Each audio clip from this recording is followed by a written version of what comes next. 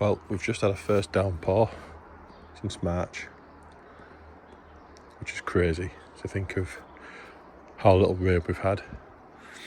And it's now the 24th of May, heading into June. And this is the first time we've had it where it has literally rained all evening through into the morning, and now it's obviously stopped. It's still very hot. It's around 18 degrees. Even that bee's loving it, look.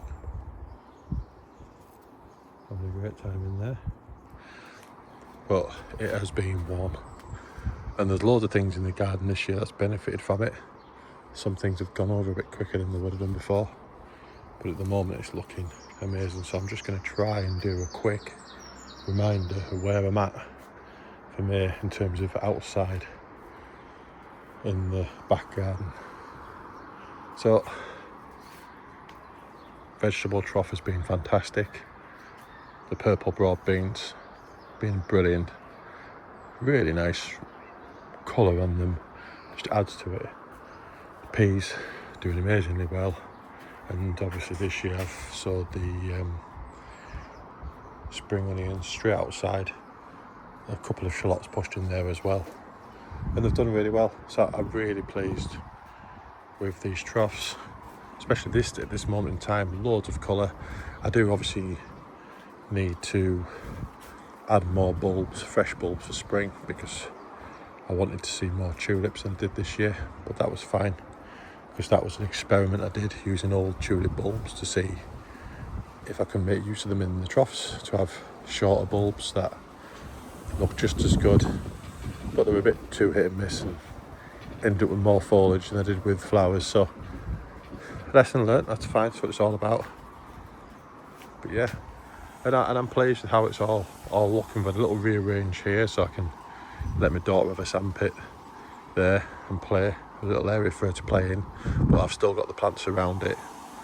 Them tables are fantastic. It's not really a sandpit table, it's just a table from Amazon, and you can use them in the garden just for filling up with water and putting trays of seeds in, just give them a drink.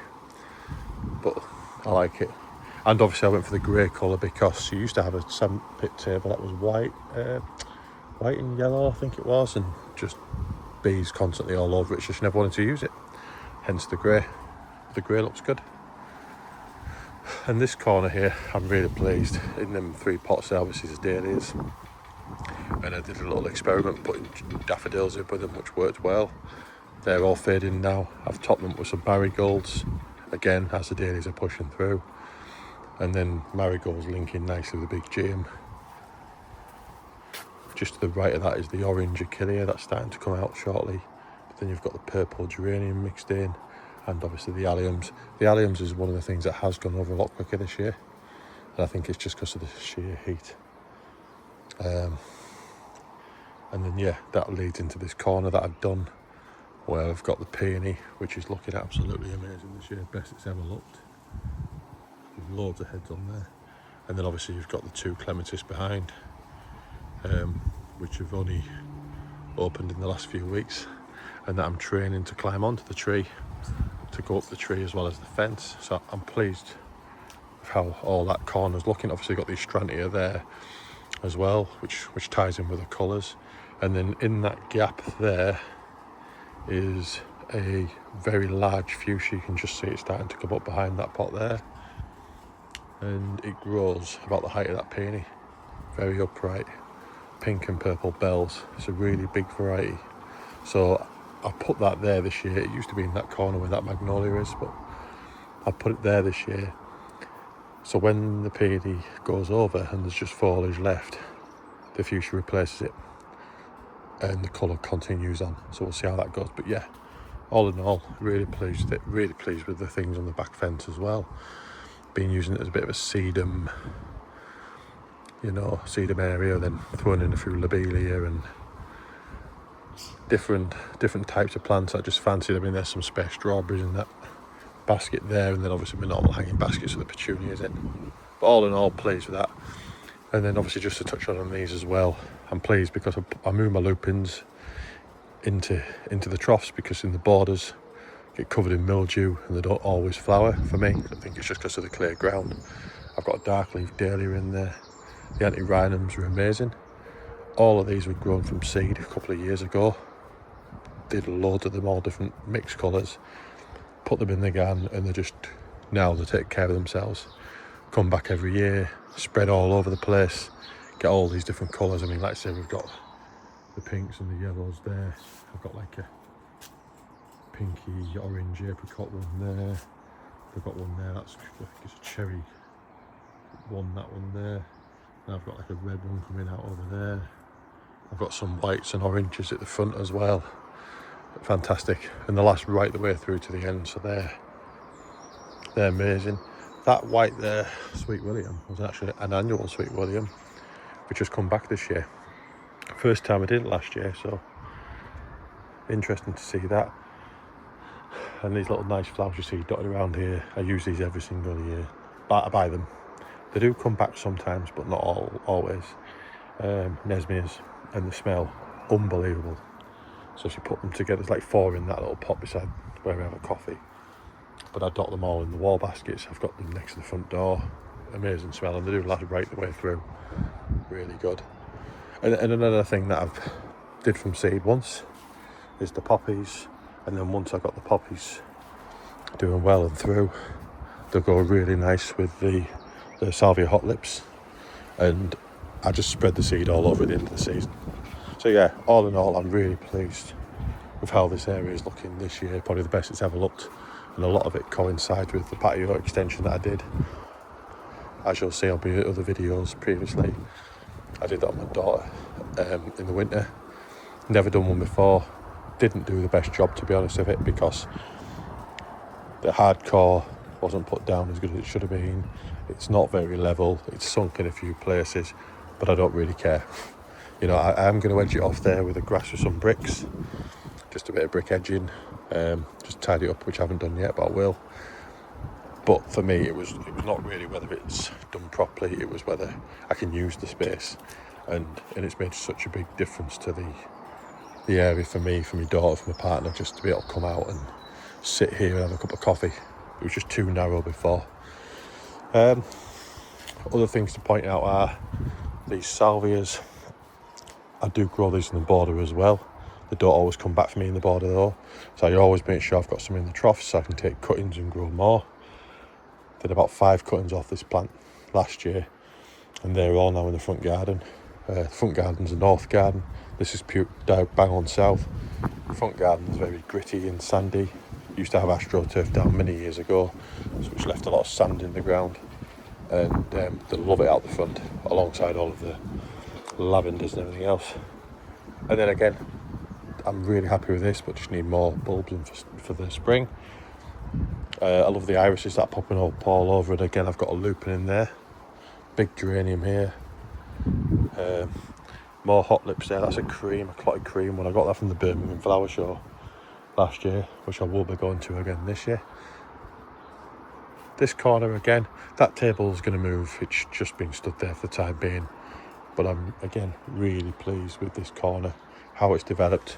Putting the wisteria there, it does need moving into a bigger pot now because the wisteria went over a bit quickly this year. Did amazing, but went over a bit quickly. A lot of people said theirs did as well, so it might just be the heat, but it has been in that pot now for a few years, and I constantly top it up, composted back, but I think it's ready to be taken out of there. I'm probably gonna have to break the pot to get it out because it's got a bottleneck at the top, unfortunately, and I would have liked to have used that pot for bulbs, but it is what it is. Maybe with a sharp bread knife I can get round and get it out. We'll see.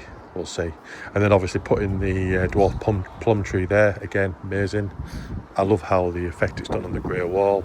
My magnolia moved there after the season had finished, and then I've got the cherry tree there, which is actually growing in an old water tank from the loft, and I use that as a raised bed.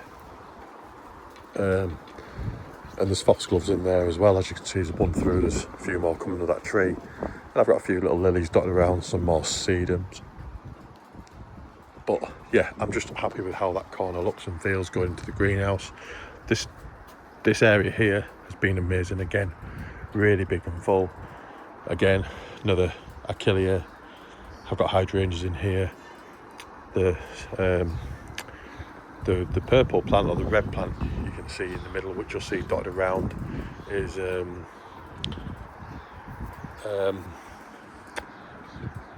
Dark Towers penstemon, and I bought 1 or 2 of them, and over the last few years I've split them, lift split, moved them around, and they're brilliant. They come up dark foliage, which pops in the garden when you've got a lot of green at this time of year, and then the flowers are pink and white. And what I always find for me is if I don't deadhead them and leave them, they last longer and they can flower again. Sometimes when I deadhead them, they don't come back, and it's really weird because it goes against everything you're supposed to do. Don't know why that is. I need to look into that. But yeah, again, really pleased with this area here. The forget-me-nots have been fantastic this year. They're going over now, but it's the first time I've got them to self-seed and come back at this end of the garden. I tried it loads in this top end here, but just won't happen. They get too much clay in the garden. Other pointers, Acer's here this year.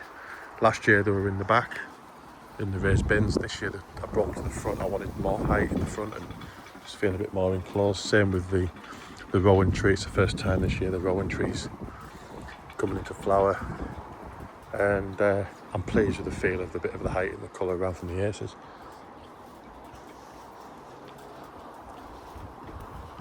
So this border's looking fantastic. That's your typical Sweet William in there, and again I've just lifted and splitted that over time. 1 plant I bought a long time ago, and it's still going strong now, and it does self-seed, biennial. And again, the still be there. I left that still be there because it's a baby pink one, and I do like that one there.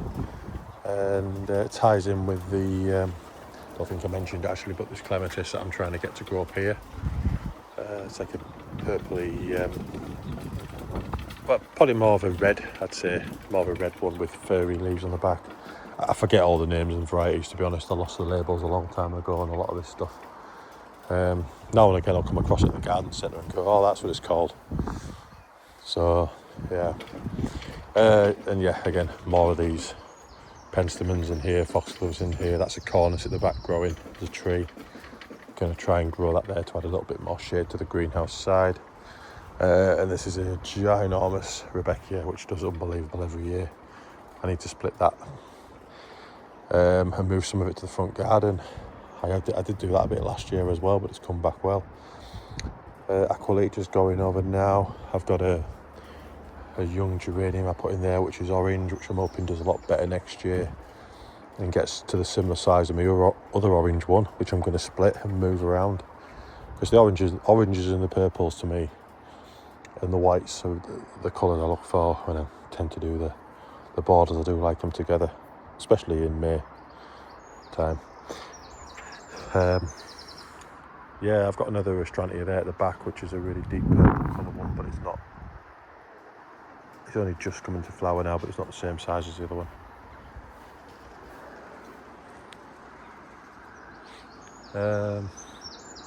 In the back, roses just starting to come now in the last couple of weeks, but really pleased.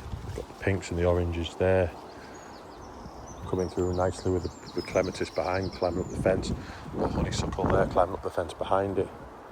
The sambuca in the middle, I chopped it back hard because it was very tree-like with all the growth at the top, so you couldn't really see it because of its dark nature, so I've chopped that back lower. There's a Claire Austin climbing rose growing behind it there on the fence, which is doing well. That's first year because I put it in last year. It's a bare root plant. And there's a rambling one in that corner I've done something similar with. So the rambling rose will be behind the lilac. That's the plan there. But again, it's full. This is full of roses. About 7 roses in here, all doing well. I've lost none of them. Nothing's really gone wrong here. I've got all the pots of dahlias in. Started off, like I say, with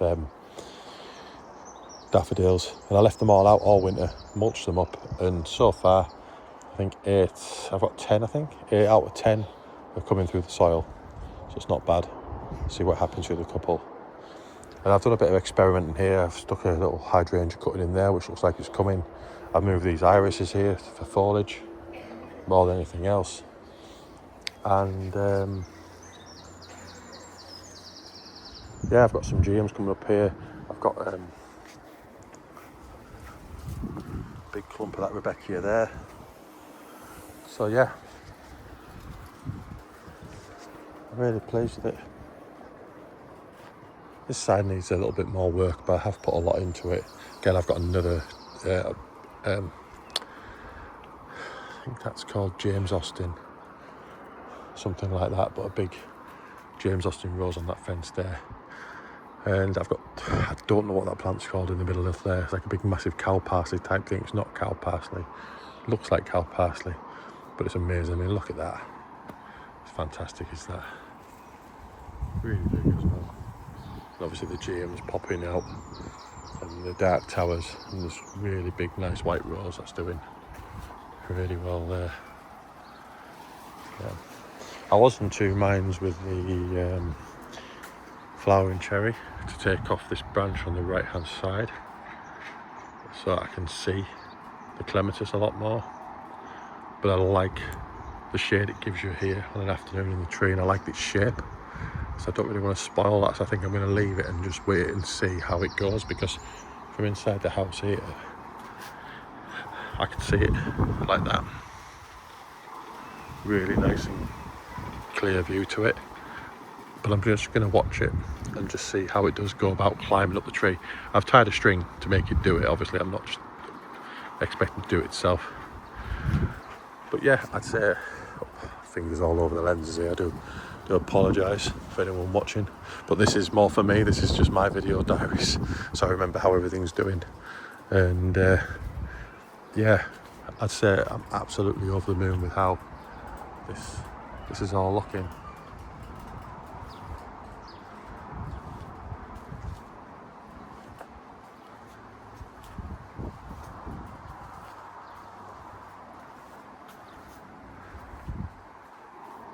Yeah,